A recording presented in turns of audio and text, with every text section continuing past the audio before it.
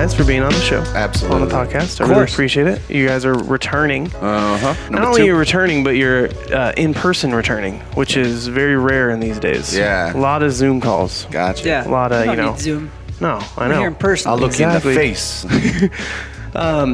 So we're talking about, let's just go right in. We're at Excel Fitness right now. Yep. This is your current gym? Best gym in Utah, if you ask me. Mm-hmm. Yeah. It's a good gym. How did that happen? How'd you guys get here?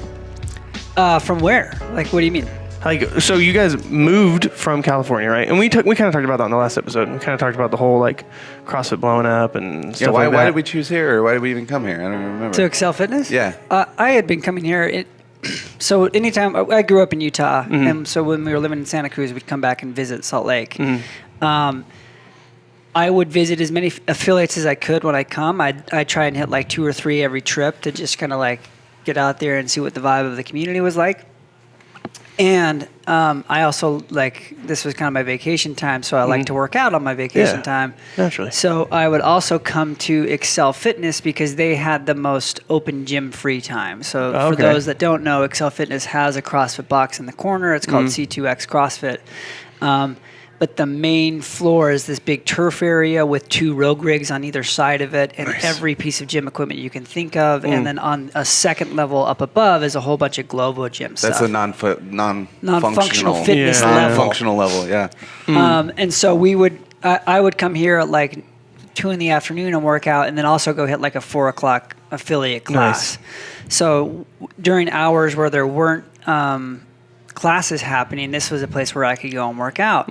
And so I was always visiting here, and they also have a killer kids program. So when we moved back to Salt Lake, this is kind of where we I actually landed. met my girlfriend, and she trains here. Oh, okay. And so I think that's why I came. Yeah, of course. Because I got that smoking deal, because she works here, So I got in under the radar, you know what I mean? So she works here? Yeah, she's a personal trainer. Obviously with COVID, she's been not training here as much because people are just not, they don't feel like it's safe yet, but she still has some clients when she's not on the news. So she does morning news every morning. Oh, really? Yeah.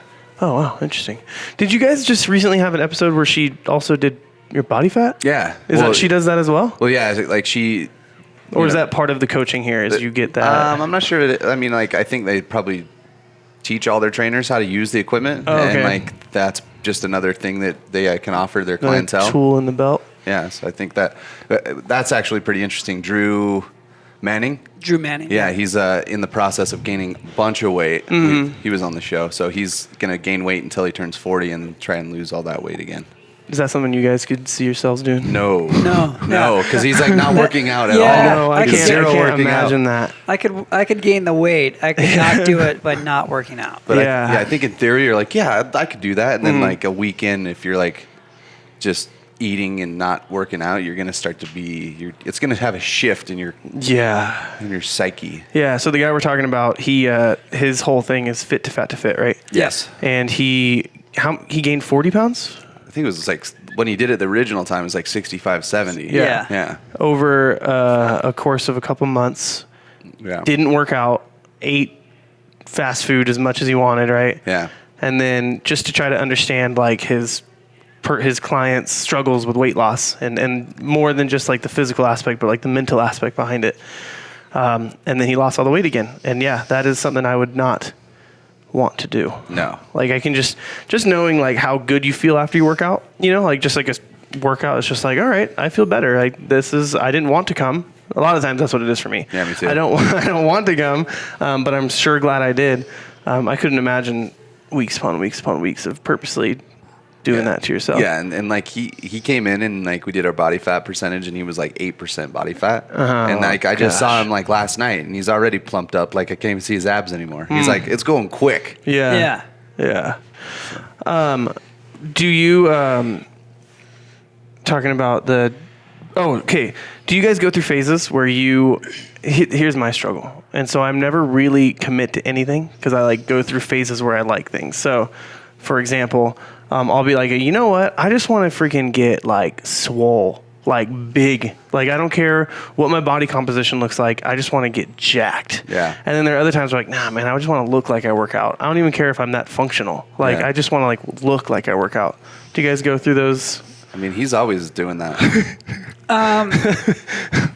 Sort of, yeah. I think there was a time back in like 2013 where I was like, Dan Bailey, I cannot get strong. Oh my gosh, yeah. Okay, and he was like, "Well, it's because you're not eating enough." And so he put me on this regimen where I thought I had to eat everything that I could possibly see. It was a seafood diet. I see it, I eat it. Yeah. And I made sure there was lots of licorice and ice cream in this diet. Licorice? Oh yeah, I'd wake up and have licorice with eggs. Like whatever. Licorice with eggs?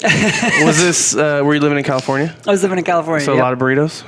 A lot of burritos, like literally a pint of ice cream every night before bed. Oh my gosh. And I went from like 159, 158 to 177. And it wasn't like a great composition, but my strength definitely went up. Yeah.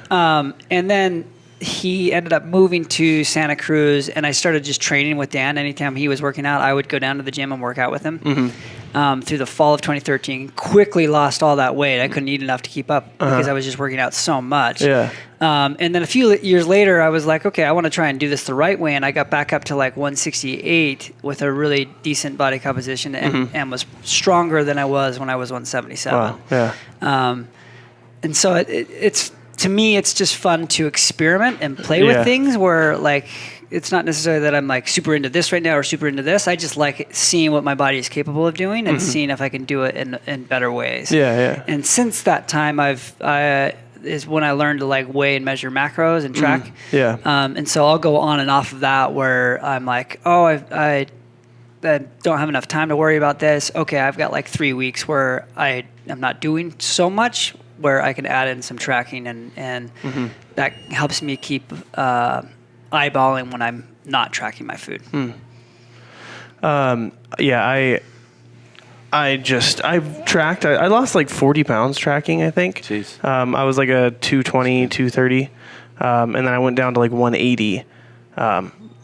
And that was like fun for a little bit, but then I got bored of it. Like, I was just I'm so tired of weighing my food and stuff. Yeah, I've weighed the same since college, pretty much. Like the biggest I ever was when I was playing college football. I was like 197, but I was like trying to be bigger because it's like kind of to your advantage. But once I was done, I was almost like honestly didn't think I was going to be a fitness guy and like working out every day, because like when I was done, I was like, I don't need to squat anymore because I was squatting for sport. Yeah. And so now I'm like, figuring out that I just want to come in and have like an hour of time where I hit it really hard and then walk out and then go about my day. Like that's kind of where I'm at. Like Heber's at the gym for like hours at some points because he's like doing all his accessories with his. Do you do those? Those leg extensions. Leg extensions. I'm growing my legs. Yeah, my goal for quarantine was to grow my legs. Yeah, very cool. I'm just trying to, stay in shape. Really? Maintain this great physique. It's all didn't happen by accident. Did you measure your legs and you're gonna have like an end measurement kind of thing? No, it's just a visual, optical there you edge. go. Yeah, that's all. That's what you need. The old eye test. That's all that matters, Yeah. Okay, so we're talking about being here at this gym. Another thing I feel like is kind of unique to you guys, especially within the CrossFit space, is are you guys partnered with Gymshark? Yeah. How did that happen? Because Gymshark, when I was losing weight before CrossFit, Gymshark was like, you eat you wear your Gymshark, you watch your like physique YouTubers. Yeah. You weigh in macro, you weigh and measure, like that was the culture that was kind of created around Gymshark, if you will. So to see you guys kind of in this like functional space, CrossFit space, but also partnered with Gymshark is just kind of like an interesting partnership and collaboration. So like, how did that happen? How did that go about? They are, that's definitely what they've been known for, and they're interested in expanding. So if you've watched some of their social media or some of the athletes that they're working with, they're now branching into like fighters, and we are their first foray into functional fitness. Okay. We went out to their headquarters in January.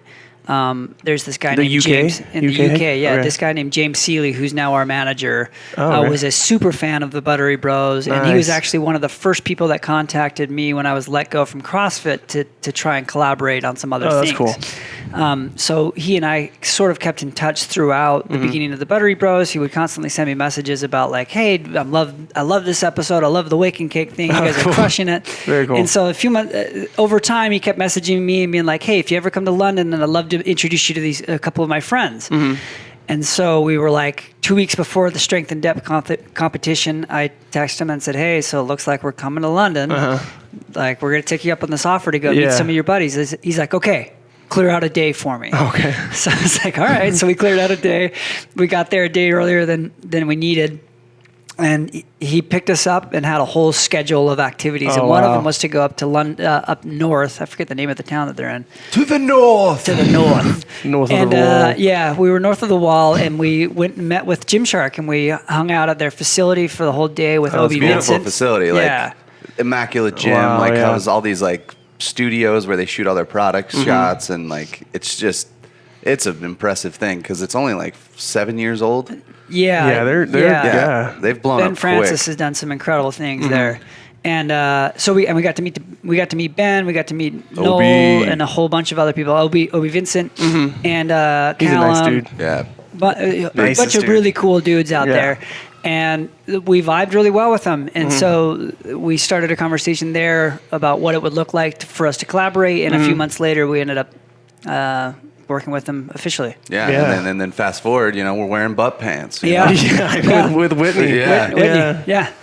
Yeah, my wife loves Whitney. Yeah. We actually, so fun story. We actually, about 2 years ago, we were in LA for the weekend for the LA Fit Expo, all that stuff, and Gymshark has a big appearance there. Again, that's like the bodybuilder like space. And Whitney Simmons and Nikki Blackadder were doing like this like Gymshark pop-up shop. And so I waited with my wife. You were looking for some butt pants. I wanted some butt pants. I did. Yeah. And we waited outside in an alley for 8 hours. In an alley. Because the way it was a like pop-up shop. The And line so, bent around the corner. Yeah. yep. Okay. So like the front of the store, and then it went kind of back, and then there was an alley, and it went like a long way down the alley. Then it went through like a parking structure. Like it was Through the an quad and into the ordeal. gymnasium. Yeah, it was. And so we streaked it later. we ended up waiting like 8 hours. Oh my gosh. To meet Whitney? To meet Whitney and Nikki. Commitment. We weren't married yet. And you said it was worth it? My wife and Mike are behind the camera, so they're the studio audience. But like it was just. Again, we weren't married yet, so it was like you still you're gotta their like support. You Yeah. still gotta like work for it. You know? I'd expect an iPhone at the end of that. Yeah. You got a high five at a photo. Yeah, exactly. But yeah, so that's like my only experience with Whitney. I haven't done any, booty blaster workouts like you guys she knows how went to through. She knows how to blast it. Yeah. Yeah, she's super cool. Yeah. Sweetheart. Yeah. That's cool. I mean, it's cool to see, it's cool to see a company like Gymshark go into the functional space. Whereas instead of it being like you're going to get injured, it's like, hey, that's for so long that was the narrative is, oh, you're going to get injured. Oh, you're going to get injured. No, we don't want to do that. They just injure themselves. Yeah, and what we've been trying to do and what we're doing is like, expanding outside of just CrossFit and trying to like get with athletes like Whitney or Steve Cook, or Steve Cook, we're yeah. working Steve. out with this guy named, hopefully in the next few weeks, Devin, who's going to be famous for doing a bear crawl marathon. Oh my gosh. To raise awareness bear crawl for marathon. That is the. I think about that. I think about like doing a bear crawl 400 meter at a track, and I'd be Right? like, that'd be about it. Yeah. That's all I got. I did 150 meters in my backyard the other day, just as like, oh, let's test how Let's this see works. what it feels I like. was destroyed, and my kids crushed me. Oh man. Oh yeah, 100%. You know. They were. I was in their dust. Not long ago they were crawling. Yeah, they're a little to- closer to that yeah. crawling.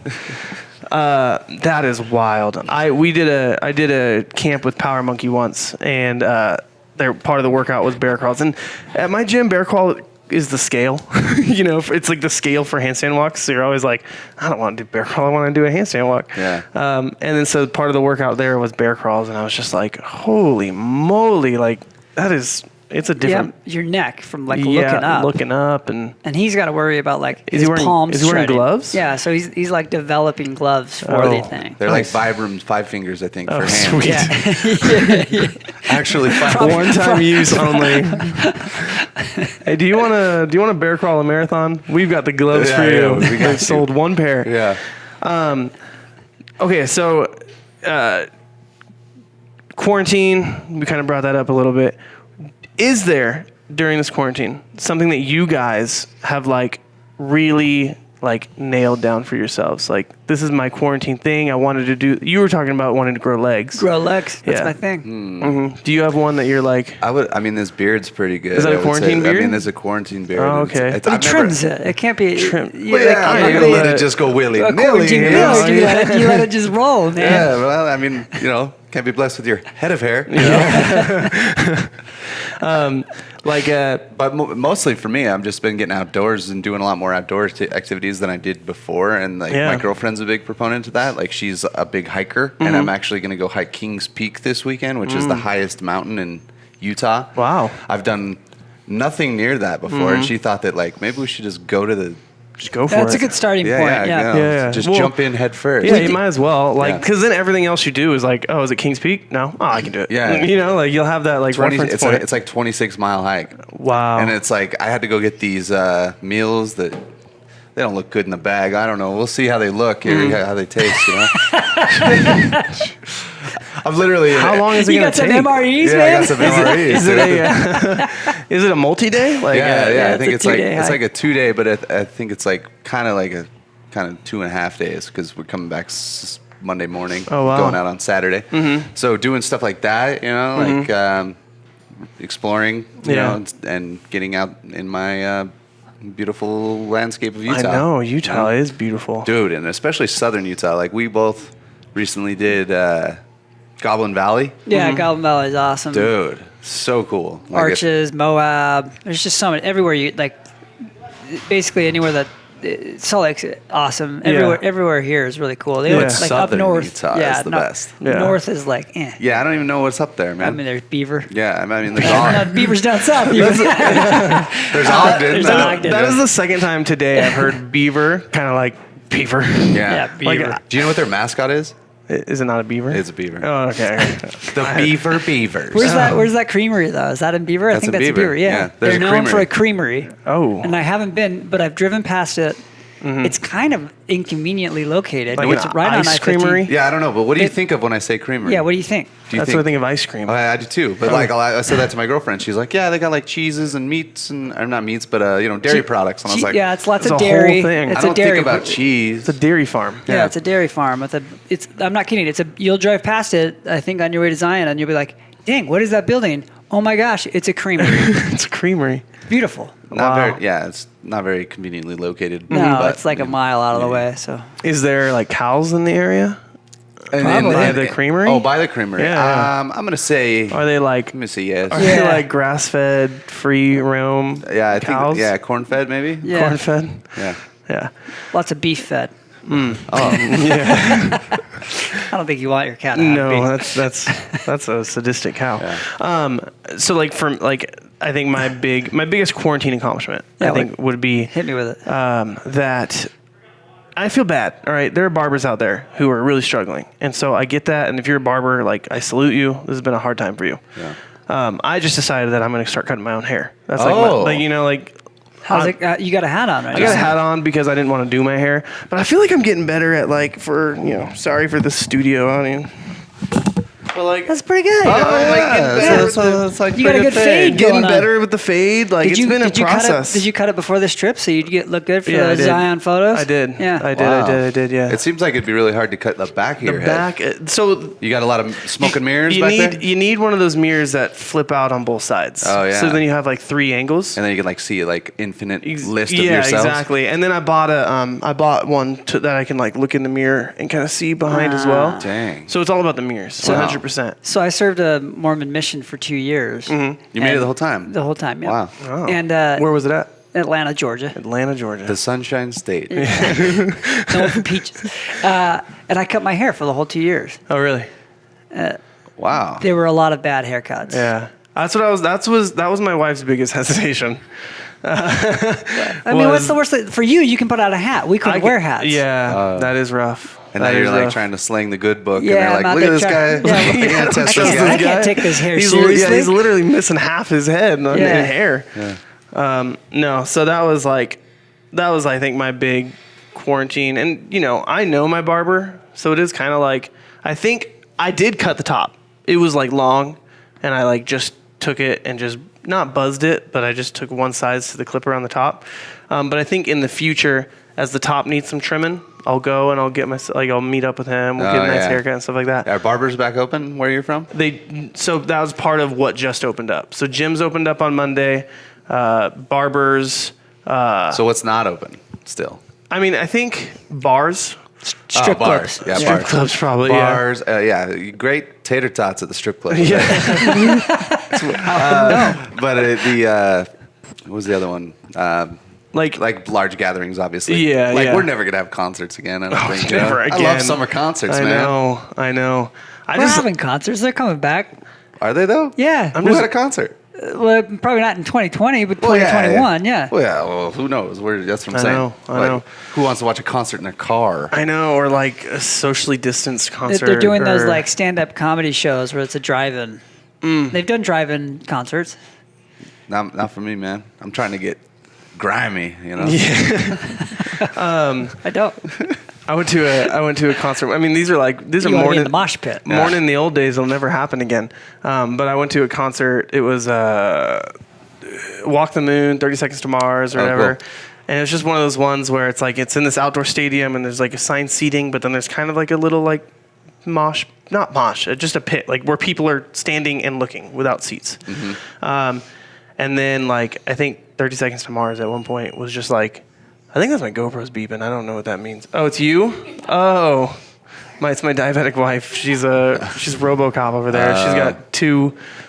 She's got a Dexcom that measures her blood sugar, and then she's got an Omnipod that gives insulin. Huh. Oh, wow. And so at any moment, one of those two things will be beeping. Gotcha. So Got it. your diabetic life, type 1. And so, anyway, it was just at one point, he's like, hey, forget security, forget what they say. We want everyone to come in the middle. And so you buy these like cheap seats in the back, and then all of a sudden this guy's like, hey, come in the front. And so everyone's just crammed together, sweating, having a good time. I think it's like stuff like that. I just don't know how long it'll be before. Yeah, I don't think that. Before that happens again. Yeah. Like, honestly. For sure. But like a nice grassy meadow, I'll lay on a blanket. Yeah, I'm up for that. Are you guys fans of like? I think my most fun type of concerts to go to are country concerts. Oh, really? You I've guys never actually done any country fans? concerts. Yeah, never been to a country concert. A lot of cowgirls. Yeah, A lot of yeah. square Or a lot of dancing. people who think they're cowgirls, but they really don't. A lot of Dress nice up- dress butts up. in those Wranglers, you know? Yeah, And boots. and boots, Frames it. and cowboy hats that like apparently everyone owns one, but you'll never see it outside of a country concert. Yeah. Do you own a cowboy hat? I don't own a cowboy hat. I And think the only pair of boots. if I was going to a concert, I would probably buy a cowboy hat. I do it. I don't own a hat, but I do have a saddle. A hat and a what? You bring your saddle. I don't really know. The chaps. I was like, Caitlin might own a saddle. Yeah. I wouldn't be surprised. She does every outdoor thing you can need. Yeah, no. So you're gonna be like cowboy hat, flannel. You guys gonna go flannel route? Yeah, Do you think definitely so? flannel. Or are you gonna do like a light flannel. tank top kind of thing? Ooh, I'd probably maybe cut the sleeves off the flannel. Cut the sleeves off the Yeah. flannel. There you go. Have some nice fray. I'm about that. I'm about that look. Gotta have stretch in your jeans, though. you Yeah, know? naturally. Stretchy denim. Yeah, because I plan on getting bigger. That Kirkland denim. Those aren't you wearing those Born Primitives or someone wearing? I'm actually wearing Viore. I noticed You're you're wearing wearing Viore. I'm wearing Viore. Yeah. San Diego. That's like where it started, I think, right? Yep. Yeah. a good spot. Right next to their shop. Okay, so switch subjects. As much as we love talking about country. How is this season like for you guys? Trying to film a documentary. It's a constant moving target. Yeah. Right? Yeah. Like, so typically the thing is you interview athletes and you interview them during the open or after the open, during regionals or sanctionals and then the games, right? And that's typically like, we know a format to follow. Sure. Like, has there, like, what's it been like just with One, quarantine and COVID and all that, and then CrossFit kind of blowing up on itself again. And then, with all these new changes, and then is there going to be games and is there not going to be games? And just what is that? Well, with quarantine and COVID, we basically had our whole year planned out. Yeah. Until probably about now is what we were kind of planning on. And like everybody, that got thrown up in the air. And so we were trying to just still produce Buttery Bros shows and do that out of our garage. Yeah. And we did that for a while, and we didn't really know what was going to happen with the games because it was so far out. And then as things started changing and moving, we decided to do a road trip, and that's when That's when you guys got the Buttery truck, right? That's when we got right before that is when we got the butter truck, and then basically everything imploded with CrossFit because of, everybody knows. With Glassman said some things. And basically, we were kind of documenting that as it was all happening while we were with athletes throughout the season and throughout that week. It was interesting to hear the reactions. Some people are like, I don't want to make a statement. I don't want to say anything yet. Because we had a lot of athletes on the podcast where some of them were like, absolutely hard opinion, hard stance. Yeah. Other ones are like, I want to wait this out. Yeah. I don't want to play my cards yet. And other people who are like, whatever. It is what it is. It doesn't affect me personally. You know. So to even kind of hear it on the and from our perspective series, is we're trying to be we're trying not to influence anybody's opinion because we're just trying to document the whole thing because we're trying to just get the pulse of what people are feeling, and that's tough because we're attached to it in a way, so it's hard to not be emotional. Yeah. But I feel like we are in a good place now as far as where the games are going and there's going to be some qualification processes before they happen, and we're going to be with athletes during that time, and still just trying to make it work with and have an open relationship. Not an open relationship, but just trying to have sex with everybody. I think that's what people were thinking, and so I'm glad you clarified. But maintain a good relationship with CrossFit to be able to produce these things in the future. Yeah. So totally. Was there so Buttery Bros typically I feel like the format of your videos, again, I don't know, I'm not on the inside, but as it looked like it was travel somewhere, interview some athletes, get some workouts in, have a good time, right? COVID definitely was less travel, less meat. Yeah. Was there what do we do now? I guess we just did science experiments. Yeah, we did science experiments. So we just figured there was a few things that was happening. At the time, we were planning to release our movie, The Fittest, in April. And I can't remember the exact day. I think it was April 7th or 12th. Probably the 12th because that's my birthday. Yeah, it would have been your birthday for sure. Yeah. That's my son's birthday. Oh, nice. Sagittarius. So we decided we had so many messages saying hey, release The Fittest. We're all on lockdown. Please, we're stuck here in Italy. Please help us by releasing your movie. And I was like, I can't. I legally can't just put this on YouTube. And it's also there's a lot of wheels that need to turn for it to happen on iTunes. So when we did this big push, we got a ton of pre-orders for the movie. And then that was enough where I could justify, the distribution company was like, okay, well, we can justify releasing this early because of the success from this. This is a great campaign for it. Let's do it.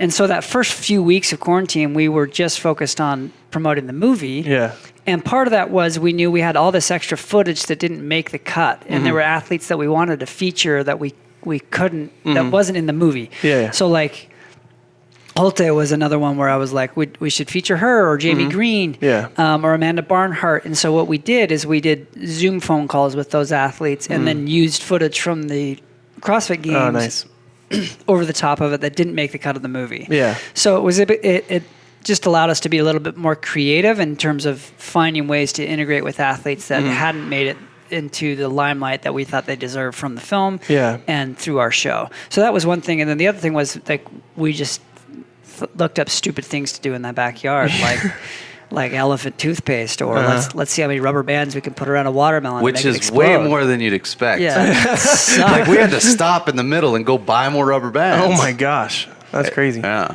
Do you guys know anyone who can do that watermelon in between the thigh challenge? Oh yeah, we had a Bethany Shadburn did. Oh, she did it. Yeah, we're like, she did them. It's gonna sound a little weird. Can you smash a watermelon between your legs for us? Quick request. I really want to do it, but then just have a cutaway angle and it just a big splash when we're wearing goggles. Whoa.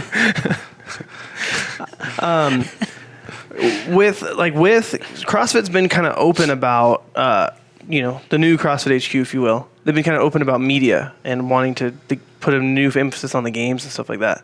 Has there been let's get the boys back together? We've had early talks with them about what the CrossFit Games are going to look like. There's no guarantee that anything's happening with us. Yeah.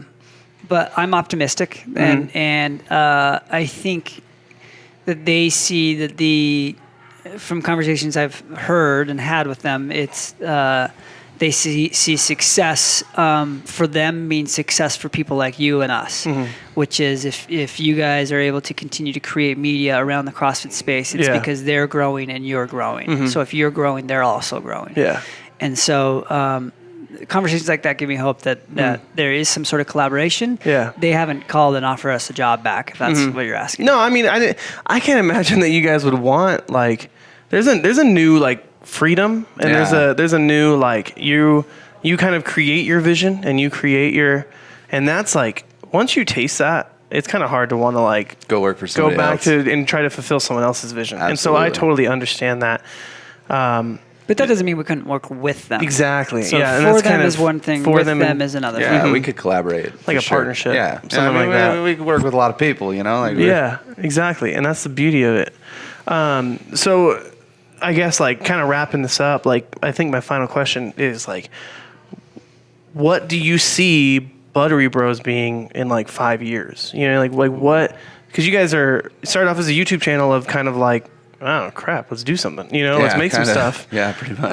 And it's become a movement, right? It's become, you got the litter box, the waking cake. It's become a dance movement. Dance movement. If anything, it's a movement. Do we see you on the next Dancing with the Stars? Oh my gosh, I got 2 left feet, bro. I got a little shaking, but I don't know if I could twirl some other broad up in the air. We did have Haley from Dancing with the Stars give us some salsa lessons on one episode recently. So figure eight. I figure eighted my hips. But I think opportunities are endless with the Buttery Bros. Yeah.